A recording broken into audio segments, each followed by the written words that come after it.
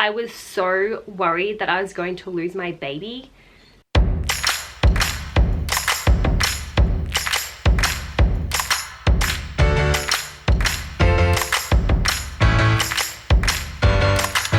Hi guys, welcome or welcome back to my channel. My name is Courtney if you're new here, and this is my 10-week bump date.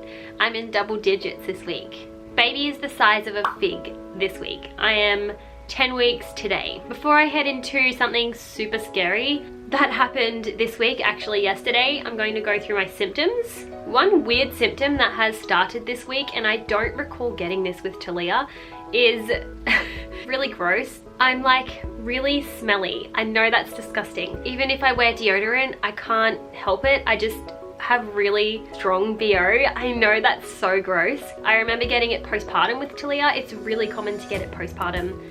Once you've had your baby, it's a common thing to get, but I didn't get it during my pregnancy with Talia that I can remember. And I've had to swap over to my clinical protection deodorant to stop it from happening. So that's a really random, gross pregnancy symptom that I haven't really seen before. One symptom that is super common that I have also had this week is just like sore boobs, and they're swollen, like they're getting big. They know what they're doing. They're about to feed a baby and they're aware of it. They actually exist now, which is nice. I feel like when I'm not pregnant, they're just like flat, nothing, not there, not existent. But now when I am pregnant and when I'm breastfeeding, I actually have boobs. Another symptom this week, which I've had pretty much consistently throughout the pregnancy, is nausea.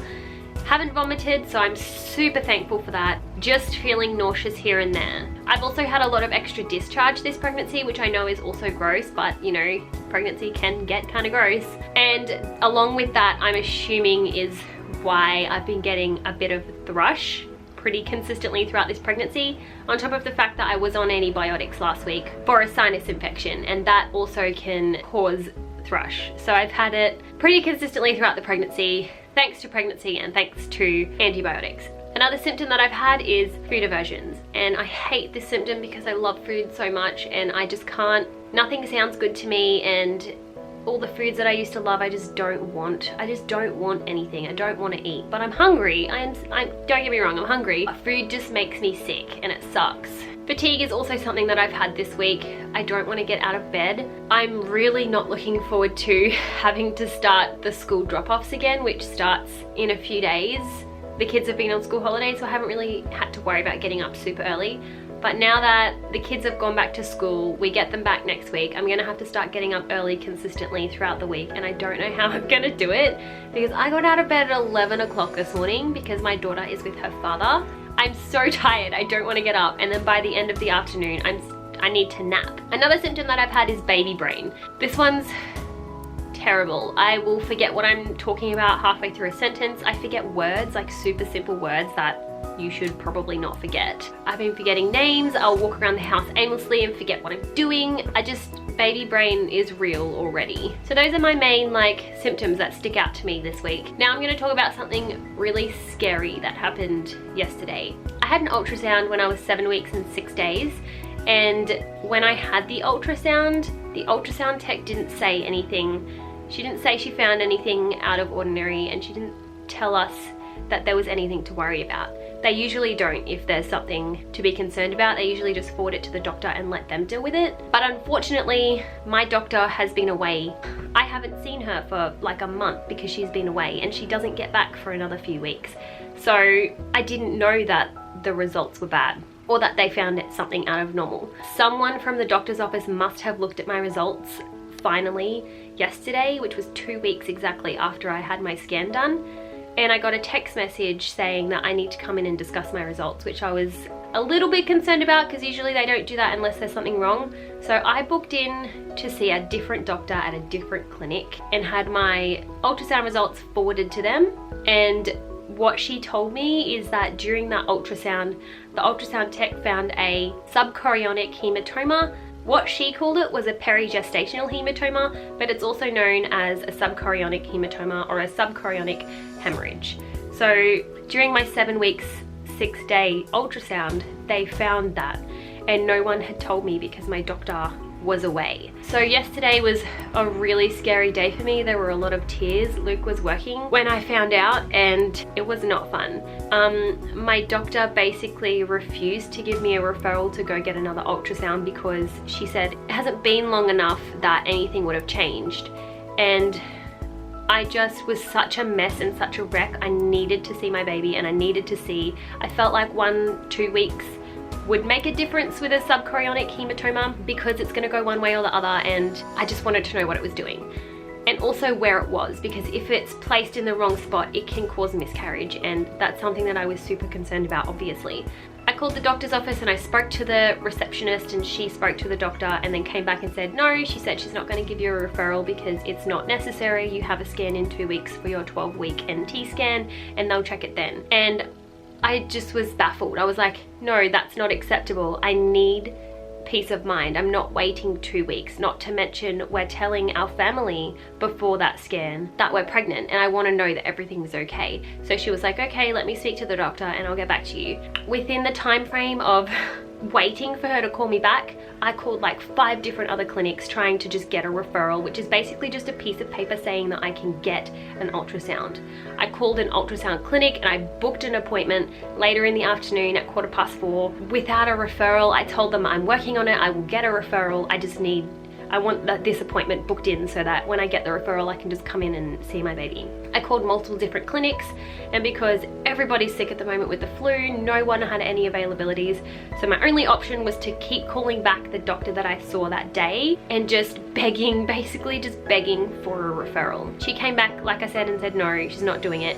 And I said, the doctor actually said to me, maybe they saw it wrong, maybe they, you know, it's all pretty small. I'm sure she was just trying to ease my mind, but I just want to go in and just confirm what is on the ultrasound. So she goes, all right, let me talk to the doctor again. The poor receptionist had to just keep going back and forth and speaking to the doctor. And eventually I'm guessing the doctor just got sick of me pestering her, and she just went fine. She did up a referral. Oh, good, thanks. Yeah, I just tried to call you. I've got this here for you to pick up whenever you're ready. Thank you so much. And I went in and picked it up. Mind you, I had been crying at this point because I had spent so much time on the phone to the doctor trying to, well, any doctor, just trying to get a referral. And then when I finally got the news that yes, it's here, the referral's in, come and pick it up, I was just so relieved, and I was a mess. I was just crying. So when I went in to pick up the referral, I was just, you could tell I'd been crying. I was like red and puffy, and I just shamefully walked in and picked up my referral and left. But when I picked up the referral, the receptionist said to me, the doctor has just told me to warn you that there's probably not gonna be any changes on the screen. It's going to just be the same thing. She's just told me to warn you. And I'm sitting there like crying. I don't care, I just want to see my baby. I want to know what's going on. And she goes, and the receptionist, she was lovely. Like, you could tell she didn't have an issue. It was the doctor that didn't want to give me the referral because she said nothing would have changed. And the receptionist was like, but it doesn't hurt to give you peace of mind, so here's the referral.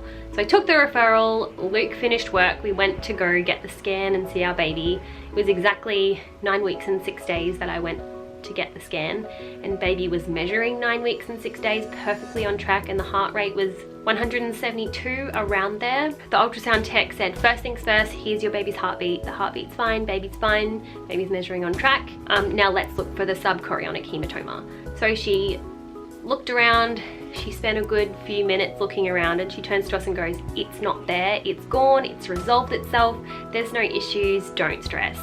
And the relief that came over me was insane. I was so worried that I was going to lose my baby that I was just so relieved when she said that everything was okay and it had resolved itself. It generally does resolve itself.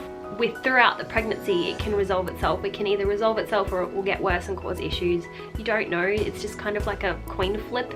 Most of the time though, it resolves itself and it's okay, but I personally just wanted to know what was going on. And even though the doctor said that nothing would have changed within the 2 weeks, it did, and it had resolved itself. And if I didn't get that scan and pester the doctor into giving me a referral, I would still be a massive stress head right now thinking that something is wrong. So I'm so glad that we got the referral and spent the $130 odd to go get the scan, because I have peace of mind and I know that my baby is okay. Obviously, we are not at the safe point yet. We're still at 10 weeks. Some stuff can go wrong still, but it's nice to know that the subchorionic hematoma is not an issue. It's gone. So that was a really scary day for me. I held it together for a little bit and then I just lost it when I found out that the doctor wasn't going to be giving me a referral. Anyway, that's what happened yesterday. Everything's okay now. Baby's fine. Baby's nurturing fine. The heart rate is fine and the hematoma is gone. I am just extremely thankful that I didn't find out about the hematoma when I got the scan done the first time, because I would have spent that 2 weeks just the biggest stress head, because I stress about everything. I'm glad my doctor went away and I'm glad no one read my results until 2 weeks later when it had resolved itself, because I only knew about the hematoma for a few hours before I got the scan and found out it had gone away. So I'm thankful for that. I'm very lucky that it panned out the way it did, and I'm very thankful that it's all okay and my baby's okay. I forgot to mention, and I just want to add quickly into this portion of the video, that I really struggled going through this alone and not having you guys to speak to, because I haven't announced to you guys that I'm pregnant yet. It is currently the 27th, I think. Yeah, it's currently the 27th of April and I have not told you guys that I'm pregnant yet. And all I wanted to do when I found out was post on Instagram and ask you guys for advice and just tell you what was going on. And I really struggled not being able to do that. So I can't wait to tell you guys in a couple of weeks that I'm pregnant and just have my community back. I love you guys. I love having chats with you guys in the comments and just having you guys there, and I love you guys. I really appreciate you guys. Anyway, I just wanted to add that into this section of the video. Anyway, now that that morbid part of the video is out of the way, I have started to tell people now that I'm pregnant. I haven't told my dad yet. I told my best friend yesterday, Maddie. She lives over in Ireland, so who's she gonna tell? I don't speak to her very often, and we actually had a chance between our busy schedules to sit down and Skype. And I told her that I'm pregnant. Of course, I'm recording everybody's reactions. It's exciting that we're starting to tell people. The next person that I'm telling is my dad. It's his birthday on the 4th of May, and that's when I'm telling him. I'm telling him before the rest of the family because I'm really close to my dad, and you know, he's going to be a pa again, and out of respect, I really want him to know first. So I'm telling him on the 4th of May on his birthday, and then that same day in the afternoon, I'll be telling the rest of my family. So that's super exciting. Anyway guys, it's been an eventful week. Last week was an eventful week. That's all of the information I have that's happened the last week. I'm gonna go ahead and show you my 10-week bump, and like I said, my bump has been huge this time around. I don't know what's going on. It wasn't like that last pregnancy. Second pregnancy is generally a bit bigger, but this is insane how big I am at 10 weeks. Anyway, I'll go ahead and show you my bump.